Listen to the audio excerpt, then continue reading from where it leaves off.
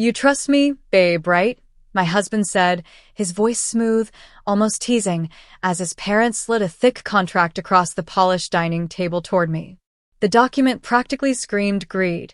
It demanded everything I owned, every last asset I had worked so hard to secure. I looked at it calmly, letting a small, knowing smile curl on my lips. Then I guess you won't mind what I've prepared, I said softly. Right at that moment, my lawyer walked in, and the air in the room shifted immediately. I could feel the surprise flicker across their faces. It wasn't always like this. I first met Oliver 6 years ago in Chicago. I was in my late 20s then, fully immersed in my career, determined, ambitious, and completely focused on building my future. Real estate was my world. I flipped houses, made smart investments, and gradually built a life that was stable, secure, and completely my own. Nothing flashy, nothing over the top, just solid. Oliver, on the other hand, gave every impression of wealth. At least, that's what I thought at first. He had a poise and confidence that made people notice him, a taste for fine things, and a kind of effortless charm. He never really talked about money, but it was obvious in everything he did. His suits were always sharp, his gadgets cutting edge, his lifestyle undeniably high-end. And his parents, Thomas and Victoria, were just as polished. They carried themselves with that old money air, like they were inherently above everyone else. Their house was massive, filled with antiques, grand portraits of ancestors, and an atmosphere that screamed prestige and fortune. But I wasn't naive. I had worked with wealthy clients before and seen all kinds of people. Something about Oliver's family just felt off. They dropped little remarks that were meant to charm but felt manipulative instead. Comments like, "You're so fortunate to be joining our family," or "A woman like you must be overjoyed by the security we can offer," made me pause. Why did they assume I needed their security? Oliver himself wasn't perfect either. He had this habit of borrowing money and then conveniently forgetting to pay it back. Once, he even suggested I put my name on a property he wanted to buy, claiming it would be better for tax purposes. I shut that idea down immediately. Still, I brushed these warning signs aside. I convinced myself they were minor quirks, nothing serious, until the night everything changed. We had been married for 2 years when his parents invited us to dinner at their estate. They often hosted elaborate gatherings with expensive wine, endless discussions about family legacy and old traditions. Usually, these dinners were uncomfortable but manageable. That night, however, something felt different from the start. From the moment we sat down, the air seemed heavier, thicker, charged with anticipation. Every glance, every word, felt like part of a plan I hadn't expected, but one I was ready for. The room was silent for a moment, the kind of silence that feels louder than shouting. Thomas and Victoria exchanged quick, calculating glances, like predators realizing their prey might have claws. Oliver leaned back in his chair, a little too relaxed, clearly expecting me to panic. But I didn't. I simply nodded toward my lawyer, who stepped forward and set a thick folder on the table. "This," my lawyer began, her voice steady and deliberate, "is not just a contract. It's a legal document that outlines the terms of an agreement you don't have the authority to enforce." She tapped the folder, making sure everyone's attention was on it. "And everything in it? We've already countered it with clauses that protect my client's assets. Every single one." Their faces went through a rapid sequence of emotions: confusion, anger, disbelief. Oliver's jaw tightened, and his hand twitched toward the papers as if to snatch them back. I stayed calm, my heart beating steadily, because I knew exactly what I had done. A few years ago, I had anticipated something like this. Working in real estate and investments wasn't just about houses, it was about people, their patterns, and their intentions. I had quietly moved assets, created legal safeguards, and even set up trusts. Nothing flashy, nothing obvious, but completely bulletproof. And now, all those years of careful planning were paying off. "You've underestimated me," I said softly, letting my voice carry just enough to make them feel it. "And that's your mistake." Victoria's hand shook slightly as she reached for her wine glass, trying to maintain the facade of control. Thomas, always the confident one, suddenly looked smaller, less sure of himself. Even Oliver, usually so composed, fidgeted in his seat. I felt a strange satisfaction, not cruel, but righteous. The dinner that was supposed to be a show of power had turned into a lesson. And I wasn't done. I had evidence, financial records, and legal maneuvers neatly organized, ready to expose every little attempt they had made to corner me. I leaned back in my chair, letting the weight of the moment sink in. Did you really think you could take everything I've built? I asked quietly. I've spent years preparing for every possibility, and this little stunt was exactly what I was ready for. Silence. Then murmurs. Then, finally, Oliver spoke, but the confidence in his voice was gone. We didn't. You didn't know. I interrupted gently. And that's why you lost. The rest of the evening passed like a slow unraveling. Every plan they had, every expectation of fear or submission, crumbled quietly in the background. By the time dessert was served, the table no longer held a contract demanding my possessions. It held a victory I had quietly, methodically prepared for years. And in that quiet, victorious moment, I realized something else. I wasn't just protecting my assets. I was reclaiming my power, my independence, and the knowledge that no one, not even the people I once trusted, could ever take that from me. Oliver looked excited, practically glowing, while his mother beamed with anticipation, like a cat waiting to pounce on its prey. His father, usually stoic and unreadable, wore a satisfied expression, the kind that said he thought he had everything under control. Halfway through the meal, Thomas cleared his throat, making sure all eyes were on him. He lifted a neat stack of papers and placed it carefully in front of me, as if offering a gift. We've been thinking about the future, Victoria said, her tone warm, almost motherly, the kind that's meant to disarm. About what's best for our family. I glanced at Oliver, who was watching me intently, his eyes searching mine for a hint of hesitation. We need to guarantee stability, Thomas added, sliding a pen toward me. This contract ensures that our resources are united. One strong financial entity working together in harmony. I picked up the first page, scanning it quickly. My stomach twisted. They weren't asking for small favors. They wanted everything, my savings, my investments, my real estate, even my personal checking accounts, transferred into a family trust fully under their control. My gut sank. It's just a formality, babe, Oliver said smoothly, his voice calm, almost casual, as if handing over your entire life's work was perfectly normal. He flashed his confident smile. You trust me, don't you? Something inside me snapped. I leaned back, took a deep breath to steady myself, and smiled calmly. Then you'll love what's in my safe deposit box, I said, letting the words hang in the air. Suddenly, silence filled the room. Oliver's grin faltered. Victoria's knuckles turned white around her wine glass. Thomas's jaw tightened, the carefully constructed mask of arrogance beginning to crack. They had expected shock, maybe even flattery, but defiance? That was a curveball they hadn't prepared for. What's in the box? Oliver asked, his voice tight now, betraying the confidence he had just moments ago. Oh, just some paperwork, I said casually, shrugging as if it were nothing. Certain documents. A little something I prepared before we got married for protection. The room grew even more tense, the kind of heavy stillness that makes every tick of the clock feel loud. And then, as if on cue, the butler entered. Ma'am, he announced politely, your lawyer has arrived. I wish I could have captured their expressions in that moment. Oliver went pale, his bravado completely gone.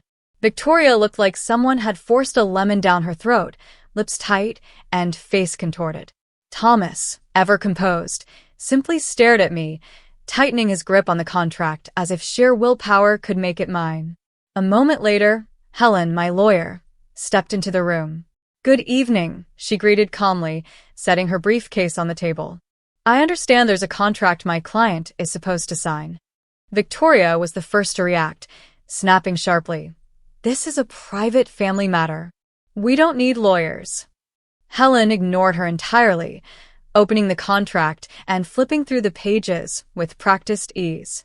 Then she let out a small, incredulous laugh. Wow, she said, shaking her head. This is blatant financial manipulation. Oliver shifted uncomfortably in his seat, no longer looking like the confident man who had tried to pressure me moments before. The tension in the room was palpable, the kind that makes every small movement feel like a threat. It was clear then. The tables had turned. They had tried to corner me, but now they were the ones trapped, exposed in front of everyone, with no idea how carefully I had prepared for this moment. Helen didn't waste a second. She leaned forward, her fingers splaying across the contract, pointing to clauses that Thomas and Victoria clearly thought I would overlook. Look at this, she said, her voice calm but sharp. These sections are not just unfair, they're illegal. You cannot force someone to transfer assets under threat or pressure. And as for your so-called family trust, she paused, letting the words sink in. It's meaningless without my client's voluntary agreement. Every part of it can be challenged in court. Thomas sputtered, his face reddening. But she's marrying into this family, surely? Marriage does not give you ownership of someone else's life savings, Helen interrupted firmly. It doesn't erase years of independent work or the legal protections my client has put in place. You cannot bully or manipulate her into signing. Victoria's voice rose, sharp and clipped. This is outrageous. We are only thinking of the family legacy, what's best for everyone. And what's best for everyone, Helen countered, does not include taking what isn't yours. Every move you've made to pressure her is documented. Emails, texts, even recorded conversations. Everything is evidence. Oliver's eyes darted around the table, panic flickering for the first time. His smug confidence was gone. I didn't. No, Oliver, I said quietly but firmly. You didn't understand the plan. And that's why it failed. Helen then stood, flipping to a different section of her briefcase and pulling out a folder full of additional documents. Before this meeting, we also secured protective measures for all her properties and assets. Any attempt to interfere will not only be contested but could result in civil and criminal penalties. Thomas and Victoria exchanged a look, a silent conversation happening in their eyes. They realized that everything they thought was guaranteed, their control, their authority, their expected victory, was collapsing right in front of them. Their mouths opened and closed, searching for words, but none came. I felt a strange satisfaction, not cruel, not vindictive, but a deep, quiet power. Years of careful planning, saving, and protecting myself had led to this moment. I could have crumbled under the pressure, but instead, I had prepared for this, anticipated it, and now the tables were entirely reversed. You see, Helen added, closing the folder and giving them a sharp look, this was never going to work. My client is protected, and any attempt to force her hand will be legally futile. Oliver slumped in his chair, defeated, while his parents' arrogance melted away like ice under a hot sun. The house that had seemed like a fortress of wealth and authority now felt hollow. The only power left in that room was mine. I leaned back, took a sip of water, and allowed a small smile. I hope you understand, I said softly, that underestimating me was your biggest mistake. For the first time, the room was quiet, not the polite quiet of a family dinner, but the heavy, stunned silence of people realizing they had been outplayed. And in that silence, I felt a freedom I had never felt before, the knowledge that no one could ever take my life, my work, or my future from me. It's not like that, Oliver started, his voice sharp but pleading, as if he could twist the story in his favor. But Helen didn't even glance at him. Actually, she said firmly, her gaze resting on me, it is exactly like that. If you sign this contract, they would have total control over every single one of your holdings.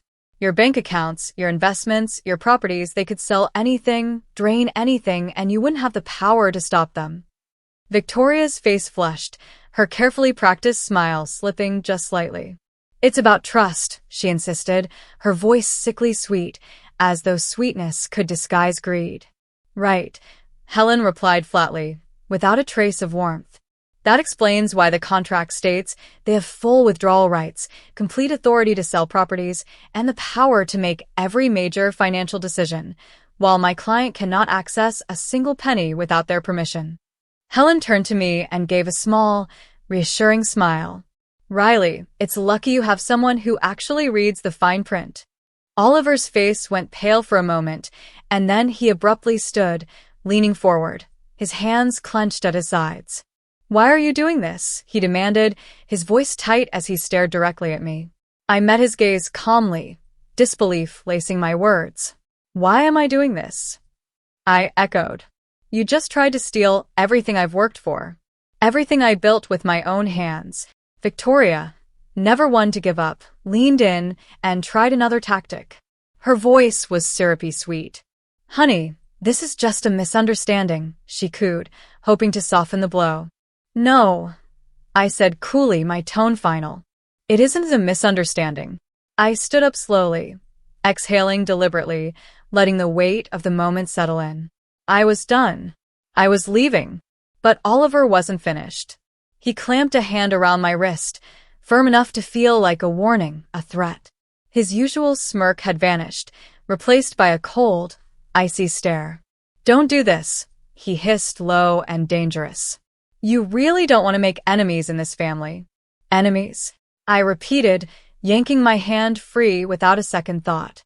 I looked him straight in the eyes, every bit as fierce as I felt. That's exactly what you've made me. Victoria, sensing that her usual tactics weren't working, switched to drama. She let out a shaky laugh, placing a hand over her chest like a soap opera actress. Darling, you're blowing this way out of proportion. It's just a big mix-up, she said, her tone almost theatrical.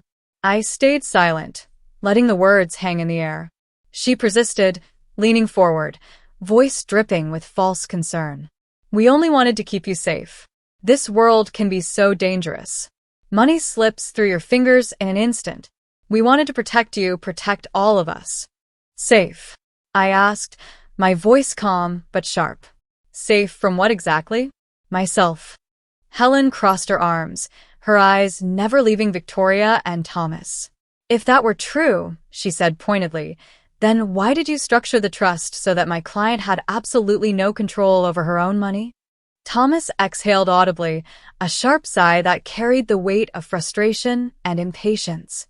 He fixed a cold, steely glare first on his wife, then on Oliver. This has become unnecessary, he said, his tone clipped. Let's proceed like adults. I nearly laughed aloud. Like adults? I echoed, my voice rising slightly with disbelief. You mean the kind of adults who try to swindle their own family? Oliver's expression darkened, his jaw tightening. He tried to look threatening, but I refused to flinch. I could see the desperation in both him and his parents. They had counted on fear, on submission, on me backing down, and none of it had worked. The power in the room had shifted completely, and there was nothing they could do to take it back. Victoria's face twisted with frustration, and Thomas slammed his hand onto the table, rattling the silverware. This is ridiculous, Thomas barked. You're blowing a simple family matter way out of proportion. Helen didn't flinch. A simple family matter, she said, voice sharp and deliberate. This isn't about family. It's about attempting to take control of someone else's life and assets. That's not simple. That's illegal. Oliver's shoulders tensed, his face flushed with anger and embarrassment. Riley, come on, he urged, leaning closer, his voice lower, trying to coax me back. We can fix this. Don't let it get out of hand. I straightened, looking him directly in the eye, my voice calm but firm. You already tried to fix it by stealing my life. No, Oliver. There is nothing to fix here. You crossed a line, and now you're seeing the consequences. Victoria's sweet tone slipped into desperation. Please, darling, think about the family. Think about the reputation, the harmony. Harmony, I interrupted, raising my eyebrows. Harmony? You call trying to take everything I own harmony? Helen stepped forward, her fingers splaying over the contract again, pointing at every clause that gave them undue power. These documents aren't about trust, she said. They're about control. Your attempt to pressure her into signing is documented, and it can be challenged in court immediately. Any attempt to move forward with this will fail, and you will be held accountable." Thomas's jaw tightened. "We only wanted to protect our family's wealth," he muttered, almost to himself. "And you almost destroyed someone else's in the process," I said coldly. "Do you understand that?" Oliver's hands twitched, helplessly searching for a way to assert control, but he was cornered. His parents looked equally trapped, their eyes darting between me and Helen. They had assumed I would be shocked, maybe even intimidated, but instead I had anticipated every move, every trick, every lie. "I suggest," Helen added, folding her arms and fixing them with a steely glare, "that we end this meeting now before anyone else does something they'll regret. My client is protected, and any further attempts to manipulate her will have serious consequences." The room fell silent, heavy with tension. Oliver slumped into his chair, defeated, while Victoria dabbed at her eyes with a trembling hand, and Thomas simply stared, a mixture of disbelief and fury on his face.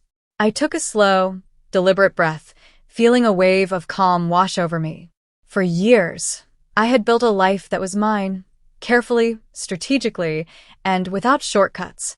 Now, seeing the people who thought they could take it crumble before me, I realized that I wasn't just protected, I was untouchable.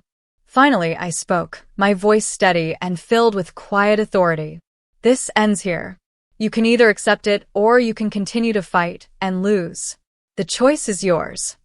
Helen gave a small, approving nod, and for the first time, Oliver and his parents understood the full weight of their mistake. The confrontation was over, but the lesson would last a lifetime. They had been so sure I would be rattled, too emotional to think clearly. They believed I would panic, that fear would cloud my judgment. They had badly underestimated me. And that's when Victoria dropped her next bombshell. "I suppose," she began, letting out a long, exaggerated sigh, "this means you have no interest in the inheritance either." My head whipped toward her. "Inheritance?" Oliver shot his mother a warning look, a quick glance meant to stop her, but she ignored him and continued, her tone casual, almost teasing.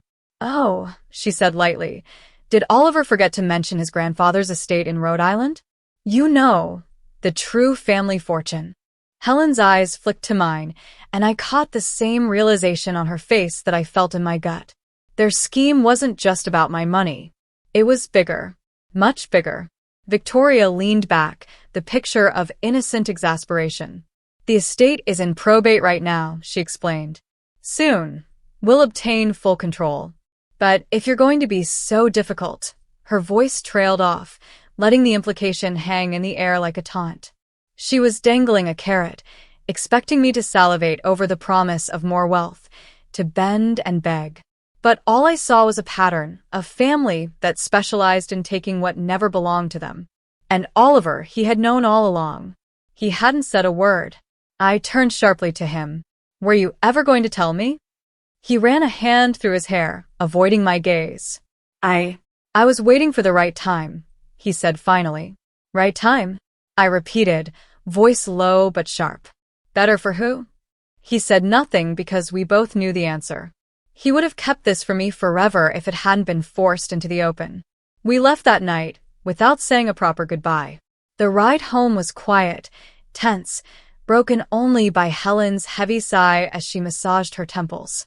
"You realize what's happening, don't you?" she asked. "Yeah," I murmured, staring out the window. "They're not just after my money." "Exactly," she replied, tapping her fingers on the side of her briefcase. "If the Rhode Island estate is as large as they claim, they'll do whatever it takes to stay in control." I watched the city blur past and let my mind run. "What do you think the odds are that Oliver's in debt?" Helen turned a sharp glance toward me. "You think he's hiding something?" "I'm sure of it," I said. Looking back, it all made sense now. The flashy lifestyle, the designer clothes, the way he bragged about money but never seemed to pay his own bills. If he was drowning in debt, then the whole trust scheme wasn't just about controlling me. It was his Hail Mary, a desperate attempt to fix his own problems using me as a pawn. The next morning, I did what I should have done long ago. I hired a private investigator. I wanted to know everything, his credit, his debts, his past financial dealings, all of it. And what came back was worse than I'd imagined. Oliver was in massive debt. Maxed out credit cards, personal loans, even a secret business loan taken out in my name. He had been lying to me, living on borrowed time, and planning to have me sign over everything to cover his mistakes. That evening, I confronted him. "How long have you been stealing from me?" I demanded, slamming the evidence onto the table. Oliver blinked, caught off guard. "What are you talking about?" "You took out a loan in my name," I spat, my voice trembling with controlled rage. "You've been drowning in debt, lying to me, and you expected me to hand over everything I own so you could fix your mess." For the first time, he didn't even try to deny it. He stayed silent, staring at me, trapped in his own web of lies. I felt a rush of power, sharp and satisfying. The truth was out, and now there was no turning back. Oliver finally looked up, his face pale and tight with tension. "Riley, it's not what you think," he stammered, but I didn't let him finish. "You've lied to me for years," I said, my voice steady and cold. "You let me trust you while you dug yourself into this hole, and then expected me to bail you out at the cost of everything I've built. Do you understand what that means?" He opened his mouth, closed it again, struggling for words. I could see the panic growing in his eyes. Helen leaned slightly forward, her gaze piercing. "He expected you to sign over all your assets voluntarily," she said, her tone flat but cutting. "Do you understand the gravity of that? He planned to manipulate you into fixing his own mistakes." Oliver's parents were silent now, the earlier confidence completely drained. Victoria shifted uncomfortably, trying to maintain a semblance of control, but her hands trembled slightly. Thomas's jaw clenched, the anger he felt simmering beneath the surface, but even he seemed unsure how to respond. I took a step closer to Oliver, lowering my voice so that only he could hear.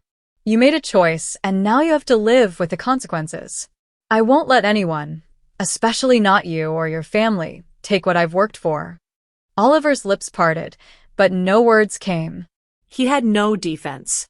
I continued, voice rising slightly to fill the room. "I've spent years protecting myself. My money, my properties, my life. I've safeguarded everything because I knew one day someone might try to take it. And here you are, thinking you could trick me into giving it away." Victoria's face turned red, her eyes darting between me and Helen. "This isn't fair. We only wanted." Helen cut her off with a sharp glance. "Fair? This was never about fairness. This was about control. And now it's exposed. Every step of the way, you underestimated her. That's your mistake." Thomas slammed his fist against the table. "You don't understand family. You can't." "Yes, we do," I interrupted, feeling the strength in my own words. "Family doesn't mean taking what doesn't belong to you. Family doesn't mean lies, threats, or manipulation. And if you thought I would just sit here and let you do that, you were wrong." Oliver sank into his chair, defeated. His parents had no choice but to watch as the power shifted completely. I had been patient, I had prepared, and now, finally, I was in control. Helen leaned back, giving me a subtle nod. "Everything is in order," she said softly. "And any further attempts to interfere with her life or finances will be met with legal consequences. They should have learned by now." I turned my gaze toward Oliver's parents, my voice calm but resolute. "Consider this your only warning. Anything else you try will fail. And I will not hesitate to protect myself." The room was silent except for the faint clink of silverware and the soft rustle of papers. Their arrogance had evaporated, replaced by the weight of realization. They had misjudged me completely. And in that silence, I felt the final, undeniable truth. Nothing and no one could take what I had built. Instead of apologizing, instead of showing even a shred of guilt, Oliver did something far worse. He laughed. Not a light laugh, but a hollow, bitter one that seemed to echo through the empty spaces of the room. "You were always so careful," he sneered, his tone dripping with contempt. "I thought eventually you'd understand the bigger picture, that we needed to be practical about our future. But you just don't get it, do you?" My heart slammed against my ribs. So, you planned this all along? I asked, my voice barely containing the fury rising inside me. He looked at me, his face unreadable, eyes dark and sharp. You have no idea what you've started, he said quietly. I took a step back, adrenaline rushing through my veins. Are you threatening me? He didn't answer. He didn't even blink. He simply gave me a cold, unwavering glare, grabbed his coat, and stormed out, slamming the door behind him. I stood there for a long moment, fists clenched, more furious than scared. If he thought that was the end, he couldn't have been more wrong. That night, sleep was impossible. My mind raced, replaying every suspicious action, every lie, every subtle maneuver that had been carefully crafted to pave the way for their grand con. Pieces of the puzzle clicked together in a terrifying picture. By morning, my phone buzzed. Helen's voice came through, urgent and tense. You need to come to my office immediately, she said. I didn't ask why, I already had a bad feeling. When I arrived, she was waiting behind her desk, a thick file in front of her. You're not going to like this, she warned, sliding it toward me. I opened it, and my stomach dropped. There were other women. 2 of them. Simone and Nicole. Oliver isn't just lying about money, Helen said quietly, her eyes serious. She pointed to 2 photographs. Both women were beautiful, both younger than me. I felt a sick twist in my stomach. Simone was with him 2 years ago, Helen explained. He promised her an engagement, took out loans in her name, drained her savings, and then disappeared. I felt like the ground had shifted beneath me. And Nicole? Helen shook her head. Nicole is last year's target. Same pattern, same manipulation. He's still involved with her, engaged, in fact. I let that sink in. Engaged? My own husband, engaged to someone else, all while lying and conning both of us? My voice felt distant even as I spoke. He proposed to Nicole, Helen said softly. He told her they'd be married in 6 weeks. My mouth went dry. The plan suddenly became horrifyingly clear. The Rhode Island inheritance his parents were obsessed with wasn't just money. They needed him married to unlock it. That explained his desperation to legally bind me and why he was already lining up a replacement. This wasn't just about siphoning off my money. It was part of a bigger, twisted scheme. I knew I had to meet Nicole. Helen arranged a discreet meeting at a quiet cafe the following afternoon. When Nicole arrived, I felt a pang of sympathy. She was radiant, excited, innocent even, completely unaware that she was about to marry a fraudster. I introduced myself carefully. The moment I said Oliver's name, her eyes narrowed. How do you know him? She asked, wary. I placed my wedding band on the table. He's my husband, I said simply. Nicole's face went pale. Her eyes widened in disbelief. That's impossible, she whispered, her voice trembling. I'm afraid it's not, I said gently. Her hands shook as she reached into her bag and pulled out her own ring. She set it next to mine. 2 identical rings side by side. Tears began to fall as she told her story. Oliver had promised her a fortune, convinced her they'd have to marry to claim it. He painted a glamorous life in Europe, a new chapter filled with wealth and excitement, but it was all a lie. I listened quietly, letting the truth settle between us. We were both victims of the same man, the same manipulative scheme, and now the next step was clear. We had to act together. Nicole and I spent the next hour piecing together everything we knew. Every lie, every manipulation, every hidden debt. It all painted a picture of a man who had built his life on deception. I could see the shock and hurt on her face, mirrored by the same fire I felt inside. We can't let him get away with this, I said firmly.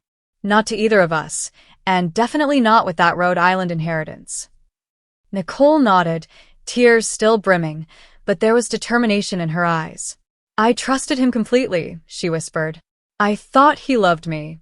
He doesn't, I said sharply. He loves only what he can take. And we're going to make sure he doesn't get a single thing he doesn't deserve. Helen joined us quietly, reviewing documents and preparing a plan. We'll need to move carefully, she said. We can't rush him, but we can trap him. All of his debts, his lies, the loans he's taken in both of your names. Everything is on record. He's been reckless, and it's his downfall waiting to happen. We decided to gather every piece of evidence we had on Oliver. His debts, his engagements, the fraudulent loans, and even his parents' attempts to pressure me into signing over my assets. With Helen's guidance, we prepared to confront him legally and publicly, making sure there would be no way for him to wriggle out. The next day, Helen arranged a meeting at her office with Oliver and his parents. Their faces betrayed their confidence. They thought they could intimidate me. But this time I was prepared. Nicole and I walked in side by side, calm, collected, and armed with proof of every scheme Oliver had orchestrated. Thomas tried to interrupt immediately. "This is a private matter." "No," I said firmly, holding up the folder. "This is a matter of fraud, deception, and manipulation. And it's about time it stops." Victoria's eyes widened as Helen methodically laid out every single detail: the loans taken in our names, the inheritance manipulation, the simultaneous engagements, and Oliver's mounting debts. Each revelation hit harder than the last. Oliver's smug expression began to falter. He opened his mouth to argue, but Helen stopped him. "Not a word," she said coldly. "Every claim you make is already documented, and the law is on their side. You have no defense." For the first time, I saw fear flash across his face. His parents, equally stunned, tried to recover some semblance of control, but it was too late. Every scheme they had carefully plotted unraveled in front of them, exposed and undeniable. Nicole reached out and placed her hand over mine. "I never imagined I'd meet someone else he lied to," she said softly. "Neither did I admitted. But now we have the chance to stop him, and we will. Together." By the end of the meeting, the room was silent. Oliver sat slumped in his chair, defeated. Thomas and Victoria exchanged panicked glances.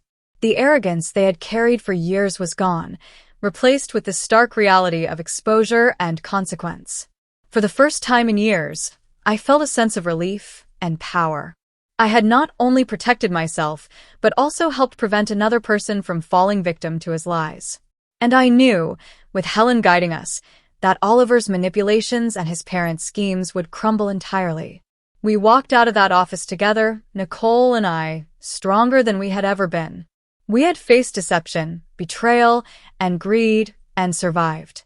And in that survival, we found a new kind of freedom, the knowledge that nothing could touch us now, not him, not his family, not their false promises. He'd already convinced Nicole to hand over her savings. My hands clenched into fists as anger surged through me. I wiped the tears from her cheeks and asked softly, "Are you still in contact with him?" She nodded, her eyes full of worry.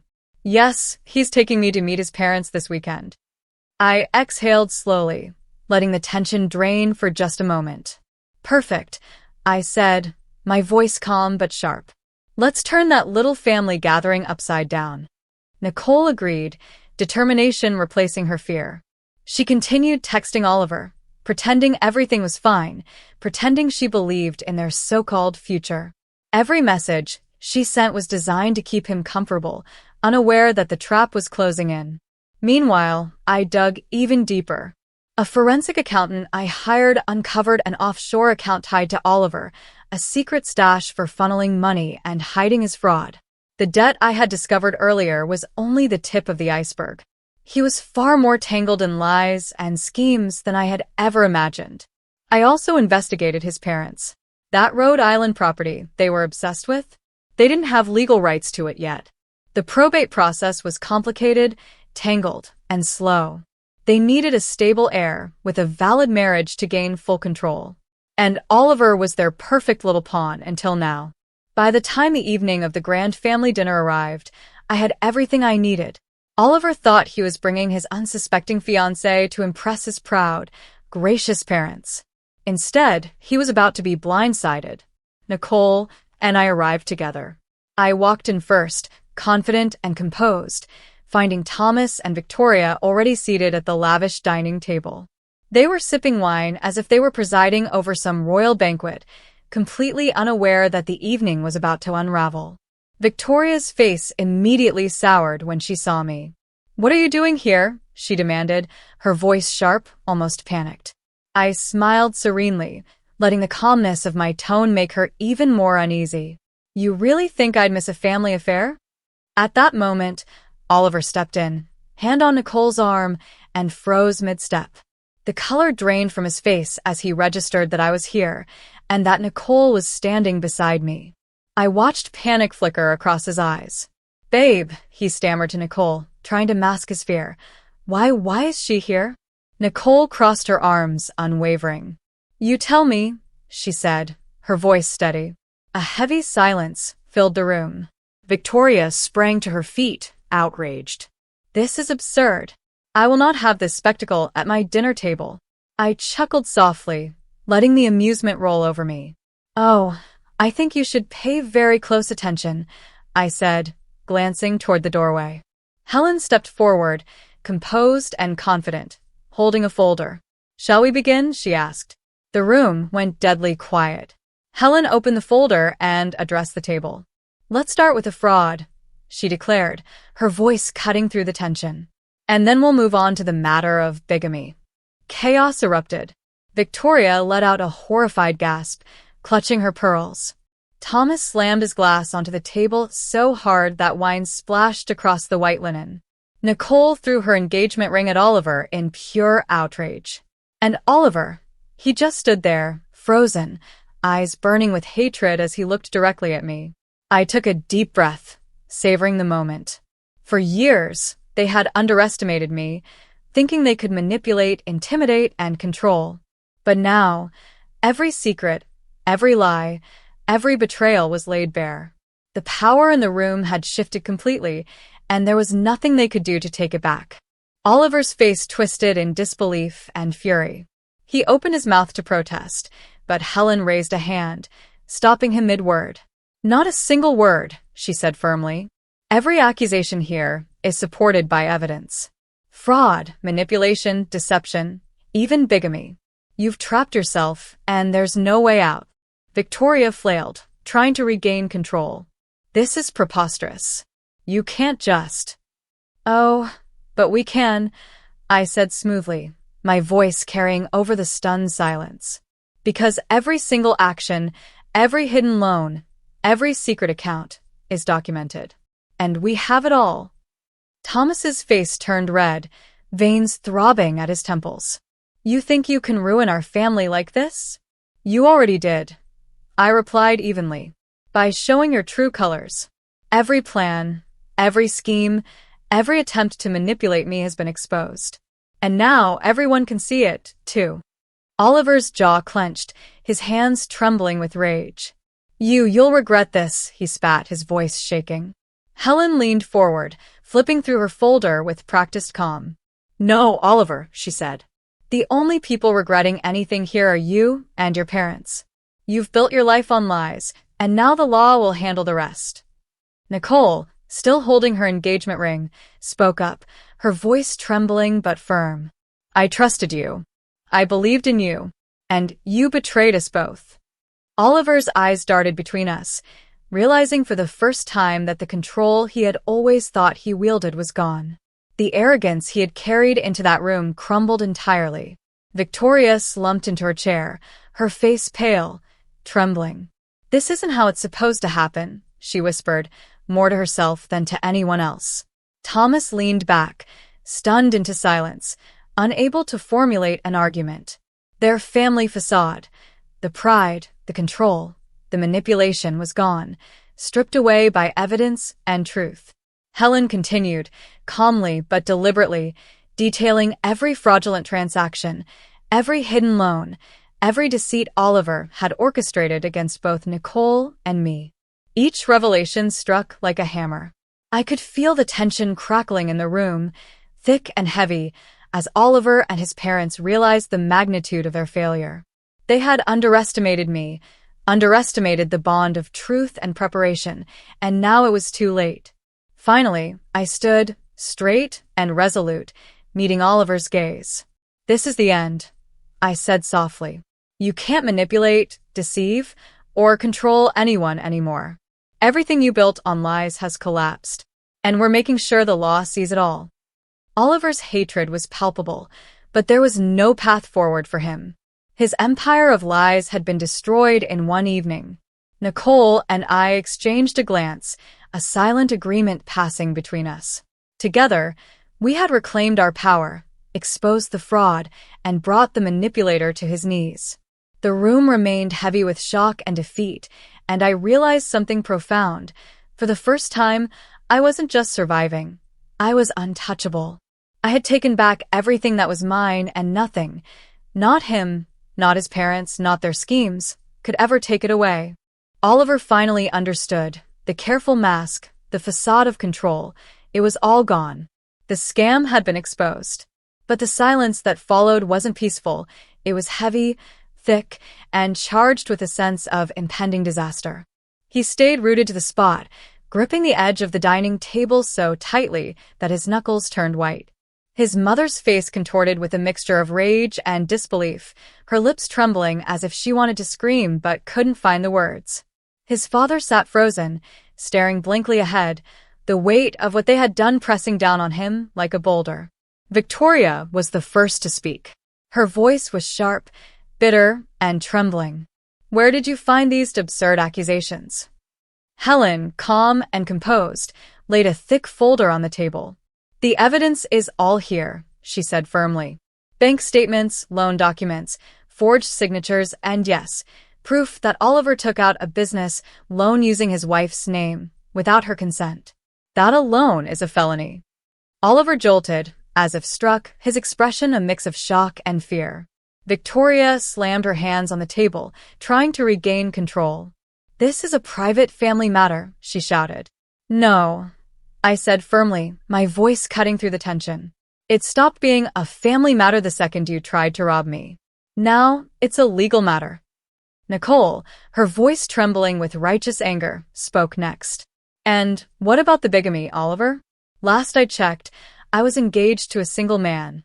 Not some lying, married con artist." Oliver slowly stood, the chair legs scraping across the floor. "Nicole," he said in a subdued, almost persuasive tone, "I can explain." She laughed, bitter and sharp. "Oh, please, do tell." He gulped, eyes darting around the room like he was searching for an escape route.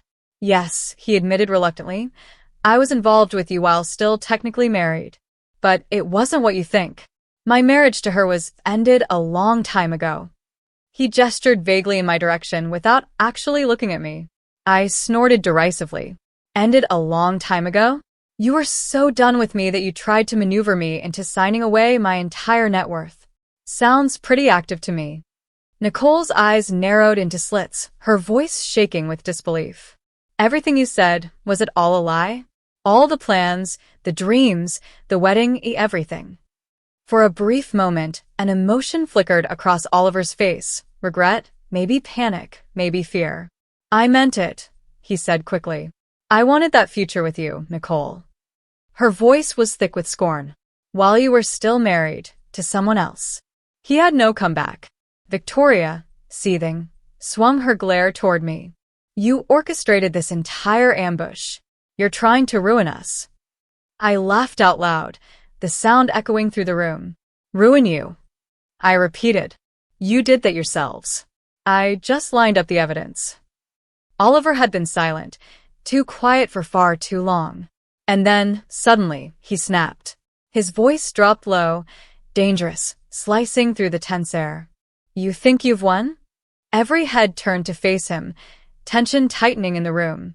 He aimed his fury directly at me, the storm in his eyes clear, hatred, anger, and desperation all mixed into one.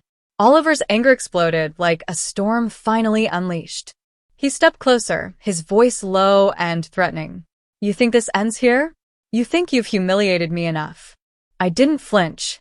My hands were steady, my eyes locked on his. "Humiliated yourself," I corrected.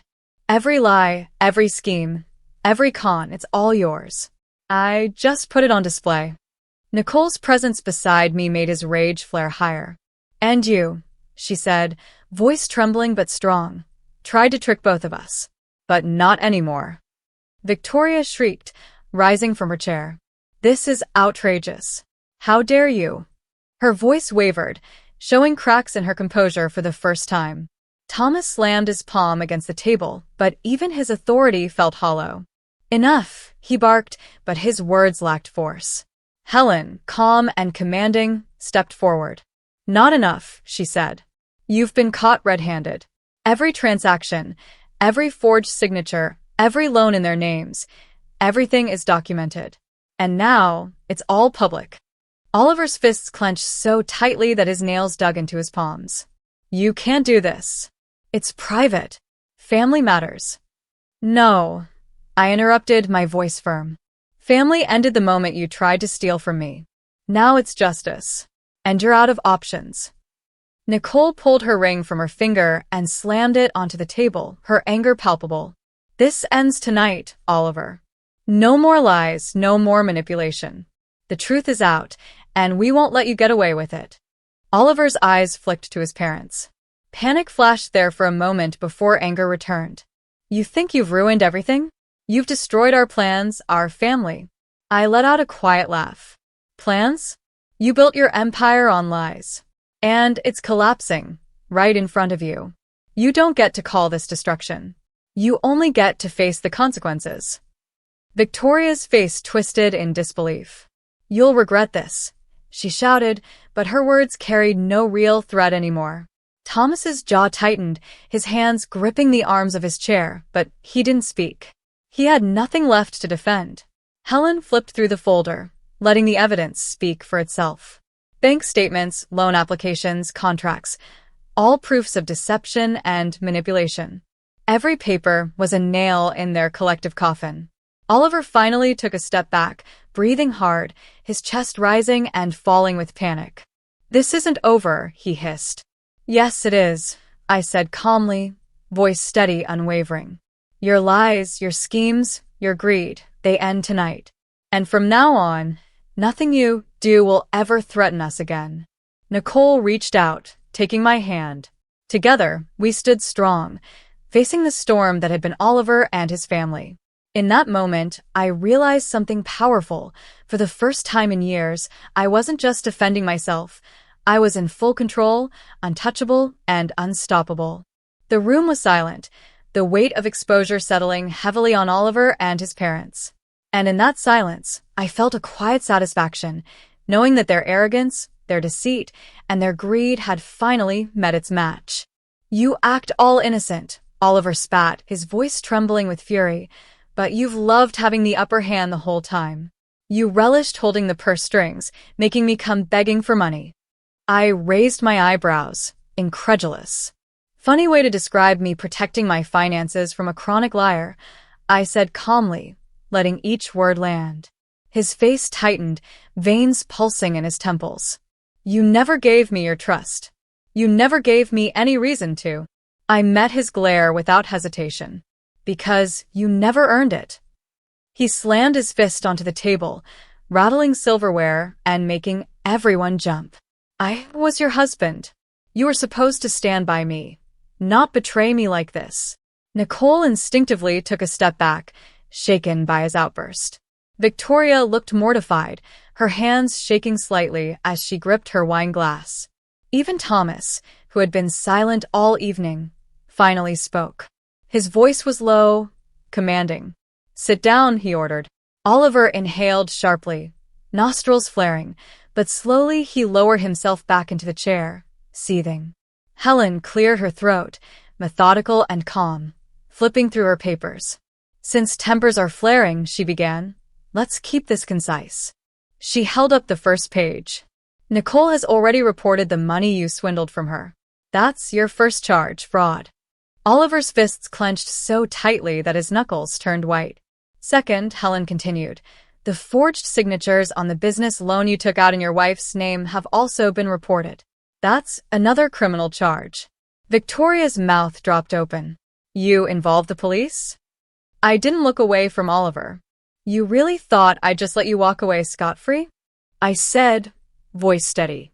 Oliver's hands trembled slightly as Helen continued, unbothered by his panic. Third, she said, flipping another page, About that Rhode Island estate, the inheritance you were counting on as a bailout. The probate court seems to know more than you realize about your family's extensive debt. Thomas jerked upright, shock on his face. Debt? What debt? With a slight, cryptic smile, Helen replied, You didn't know? Your assets are frozen. A stunned hush fell over the room. Victoria paled completely, losing whatever color remained in her cheeks. No, that can't be, she whispered, voice breaking. I'm afraid it can, Helen said simply, clicking her pen. The real reason behind pressuring my client to merge her assets with yours was to bail you out of serious financial trouble. You were relying on her money to cover your mess. Victoria shot to her feet, trembling, her voice rising in desperation. Lies, she shrieked, though her shaking hands betrayed her. She knew it was true. Thomas and Oliver knew it too. She spun toward Oliver, furious. You fool. All you had to do was secure this arrangement. Now everything's ruined. He grimaced, defensive. Don't pin this solely on me. This was your plan too. You were supposed to make it happen. Victoria spat back, voice sharp with fear and anger. Thomas massaged his temples, looking as if he'd aged 10 years in an hour. The weight of their failure pressed down on them, heavy and unrelenting. Nicole's gaze was icy, fixed on Oliver. Her hands shook, but her voice rang with determination. I want him in handcuffs, she declared. Don't worry, I said softly, meeting her eyes. It's happening. Oliver whipped his head toward me, disbelief and panic in his expression. You wouldn't, he hissed. I held his gaze without flinching. Watch me. And then the sound of sirens shattered the tension outside. Police cars screeched to a halt in front of the house, lights flashing. Within minutes, Oliver was taken away, arrested for fraud, identity theft, and bigamy. Plenty to ensure he'd stay behind bars for a long time.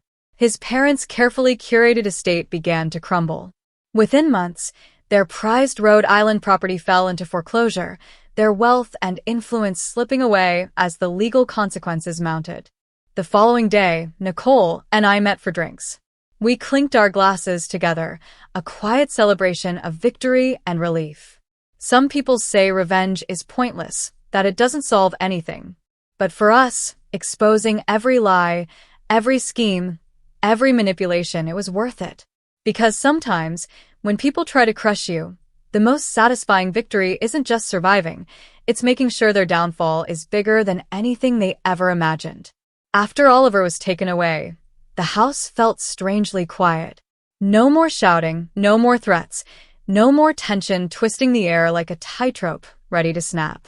Nicole and I sat at a small cafe, sipping coffee, our hands wrapped around warm mugs, letting the reality sink in. We didn't need words at first, just the comfort of knowing it was over. Finally, Nicole broke the silence. I still can't believe he was married the whole time and lying to both of us. Her voice wavered, but there was determination in her eyes. I feel lighter now somehow, like I've been carrying a weight and I didn't even realize it. I nodded, thinking back to all the careful planning, the sleepless nights, the detective work, the lawyer consultations. Every step had been exhausting, but necessary. It's more than that, I said. We didn't just survive this. We took control. We made sure that every last part of their plan backfired. And we're safe now. Nicole smiled, a genuine, relieved smile. And you didn't just protect yourself, you protected me too. I can't thank you enough. I shrugged, leaning back in my chair. We did this together. And that's the point. We didn't let them win. They thought their power and manipulation were unstoppable. Turns out honesty, patience, and a little strategy go a long way. We talked for hours that day, not just about what had happened, but about the future. The Rhode Island estate would no longer be a looming threat. Oliver's debts were being handled legally, and his parents were left to face the consequences of their greed. We made plans, safe plans for ourselves, for freedom, for financial stability. As the sun set, casting golden light over the streets outside, I realized how much I had grown through this ordeal. No longer naive, no longer afraid, and certainly no longer under anyone's control. I had learned the value of trust, vigilance, and knowing your own worth. Nicole reached over and clinked her cup against mine again. To new beginnings, she said softly. To freedom, I replied. And for the first time in years, it really felt like it. We left the cafe that evening with a quiet confidence, knowing the worst was behind us. Life was ours again, not dictated by con artists or manipulative relatives, but by our own choices. And that was the sweetest victory of all. The weeks that followed felt surreal. Oliver was behind bars, facing charges for fraud, identity theft, and bigamy. His parents' empire had crumbled. Their Rhode Island estate went into foreclosure, and their lavish lifestyle evaporated almost overnight. Every phone call, every attempt at manipulation, every desperate effort to reclaim control, gone. They had built their lives on lies, and the consequences were finally catching up to them. Nicole and I slowly began to rebuild ours. We met often, sometimes for coffee, sometimes for late-night brainstorming sessions over wine, discussing everything from investments to travel plans to dreams we had long put aside. The experience had taught us lessons that no school or book ever could: vigilance, trust, and the true value of independence. I started reorganizing my finances, finally feeling a sense of freedom that I hadn't felt in years. Every account was secure, every asset protected. I set up a separate trust for Nicole and me, a shield against any future threats. The house, the investments, the small real estate projects I'd started before all this chaos, they were all ours, safe and growing. It wasn't just about money anymore. It was about control over our lives, something no one could take from us. Nicole laughed more now. She was lighter, freer. Every time she recounted a memory of Oliver's lies or the absurdity of his schemes, we'd laugh until our sides hurt. The betrayal had been bitter, but the truth, and the way we had taken charge, was intoxicating in its power. She had learned, as I had, that strength wasn't about brute force or intimidation. It was about preparation, patience, and the willingness to fight back when the time was right. We also decided to use our experience to help others. We spoke at women's groups, small business workshops, and financial literacy events, sharing our story, not to glorify revenge, but to show the importance of protecting yourself, reading the fine print, and trusting your instincts. Every nod, every tear, every word of thanks reminded us that our battle had a bigger purpose. Months passed. The stress faded, replaced by ambition and excitement. We traveled, exploring places we'd only dreamed of. Our trips weren't just vacations. They were celebrations of freedom, of surviving, and of thriving. Each city, each cafe, each quiet evening watching a sunset reminded us that life could be gentle, beautiful, and ours entirely. Then came the moment of true closure. The courts finalized the legal proceedings against Oliver and his parents. Fines, restitution, and even additional restrictions ensured they would never threaten anyone else. I watched the rulings with a quiet satisfaction that wasn't about cruelty, it was about justice. And justice had been served, fully and completely. Nicole and I toasted to that victory quietly, our glasses catching the late afternoon sunlight. We did it, she whispered. No, I replied, smiling. They did it to themselves. We just made sure the world knew the truth. Over the next year, I expanded my real estate ventures, investing in properties with Nicole's keen eye. We hired a small team, ran projects with transparency and efficiency, and watched our efforts grow into something stable, lasting, and ours entirely. Every tenant, every renovated home, every investment reminded me that I had not only survived but had created a life no one could touch. We didn't just survive a manipulative, deceitful family, we thrived in spite of them. And in thriving, we discovered a deeper truth. Freedom isn't just escaping those who try to control you. It's building something beautiful in their absence, something unshakable, and knowing that nothing, not betrayal, greed, or lies, can ever take it away. Some nights, we would sit on the balcony of my new penthouse apartment, wine in hand, watching the city lights flicker like tiny promises. Nicole would lean against my shoulder, and we'd laugh softly, recounting the absurdity of it all. "Remember the dinner?" she'd say, giggling. I can't believe we actually did it. And I'd smile back, knowing that it wasn't luck or coincidence. It was preparation, courage, and unwavering determination. It was proof that sometimes the sweetest victory isn't just surviving, it's turning every lie, every betrayal, every attempt to crush you into fuel to build a life that's richer, safer, and infinitely more beautiful than anyone else could have imagined. In the end, Oliver and his parents became a memory, a cautionary tale, a story we could tell with pride. Nicole and I had reclaimed everything they tried to steal: our money, our peace, our freedom, and most importantly, our confidence in ourselves. And as the city lights glimmered below, I realized that for the first time in years, I felt completely untouchable, completely free, and completely unstoppable. Life, finally, was ours.